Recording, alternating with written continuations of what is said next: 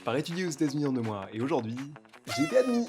J'ai candidaté à un échange académique auprès de l'Université du Michigan il y a de ça quelques mois, et aujourd'hui je voulais vous parler un peu des quelques épreuves que j'ai dû affronter pour ce petit bout de papier.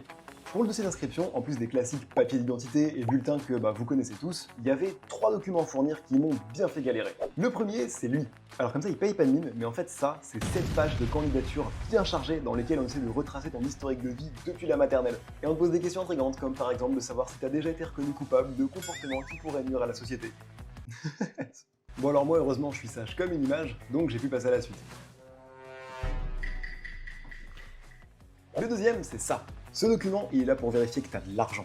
Bah oui, étudier aux US c'est pas gratuit, pas du tout même. Sauf que moi je suis fauché. Donc je me suis dit tranquille, en vrai je mangerai qu'un repas par jour, j'habiterai dans un carton, ça va le faire. Non. Dans ce papier en fait l'université elle t'explique qu'elle a déjà tout calculé pour toi. Et que toi tu vas devoir fournir des preuves précises que t'as de quoi payer cette somme. Putain, les gars, va falloir en faire des vues. Et enfin le troisième, c'est lui, le TOEFL. Regardez-moi cette tête là. Oh alors pour lui, je vais me faire vanner. En fait, le TOEFL, c'est un test d'anglais d'environ 2h30 qui est utilisé pour vérifier que tu as bien les compétences pour t'exprimer une fois que tu es là-bas. Le souci, c'est que moi, de base, je parle pas hyper bien anglais. Oui, ça va.